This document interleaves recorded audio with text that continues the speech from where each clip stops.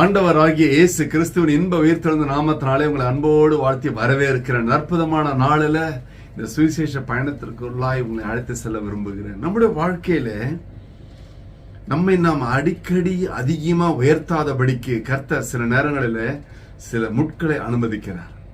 நம்மை நாம் உயர்த்தாதபடிக்கு. ஏனென்றால் இதற்கு பரிசுத்த வேதாகமத்திலே அற்புதமான சாட்சி உண்டு. 2 கொரிந்தியர் 12:7 சொல்கிறது பவுல் அப்போஸ்தலனை குறித்து.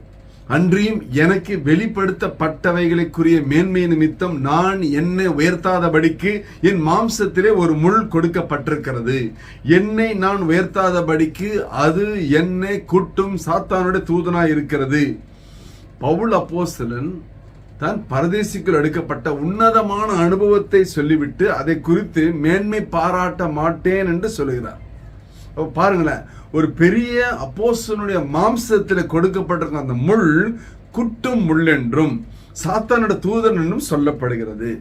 அந்த முள்ளினால் கிருபை ஒரு சிறந்த காரியமாய் நடந்தே இருக்கிறது. அந்த முள்ளு தாங்க காரணம் அந்த கிருபை வெளியே வர்றதுக்கு.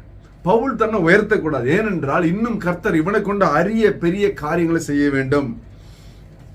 ஏன்னா உயர்த்தினா என்ன ஆகும் தெரியுங்களா? பெருமை வந்துடும். பெருமை யாருக்கு சொந்தம்? பிசாசுக்கு சொந்தம். பெருமைக்கு சொந்தக்காரன் பிசாசு. சாத்தானுடைய மேட்டிமையா இருக்கிறது. எசேக்கியேல் 28:12-18 வரலும் வாசிக்கிறோம். அப்ப பாருங்களேன், மனிதர் மேட்டிமையான பெருமையாக பேசினால் சாத்தானுக்கு ரொம்ப பிரியம். அதனாலதான் கர்த்தர் அதை அனுமதிக்கவே இல்லை அவனோட வாழ்க்கையில.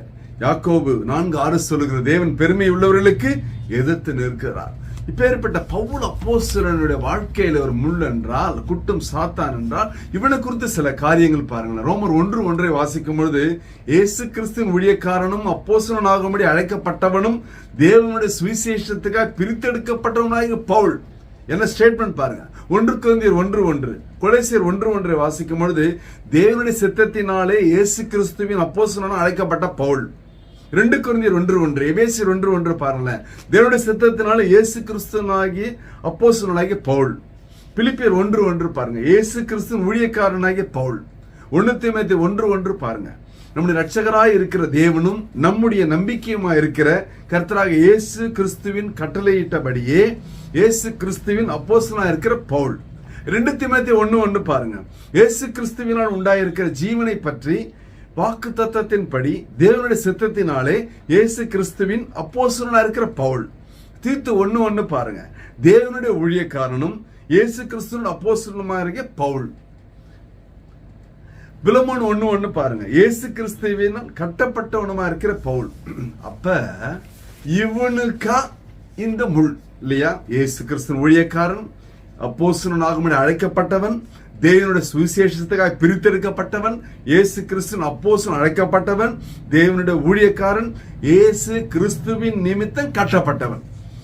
அவனுக்கே ஒரு முள் என்றால் நமக்கு எவ்வளவு தூரம்? எதற்காக? அவன் தன்னை உயர்த்தாதபடிக்கு. உயர்த்தினால் இவ்வளவு மேன்மை போயிடுமே. அதனாலதான் ஆண்டவர் அதை அனுமதித்தார். நம்முடைய வாழ்க்கையில சில கஷ்டங்கள், சில நஷ்டங்கள், சில போராட்டங்கள், சில பிரச்சனைகளை கர்த்தர் அனுமதிக்கிறார் என்றால் ஏதோ ஒரு முகாந்திரம் உண்டு. ஏதோ ஒரு இடத்துல ஆண்டவன் உயர்த்தும்படியாய், நம்மை அவரே உயர்த்தும்படியாய், நாமே நம்ம உயர்த்துவதற்காக அல்ல.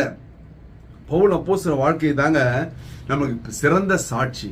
ஒரு வசனம் சொல்லுகிறது 19:11, அப்போஸ்தலன் பவுலின் கைகளினால தேவன் விசேஷித்த அற்புதங்களை செய்தருளினார்.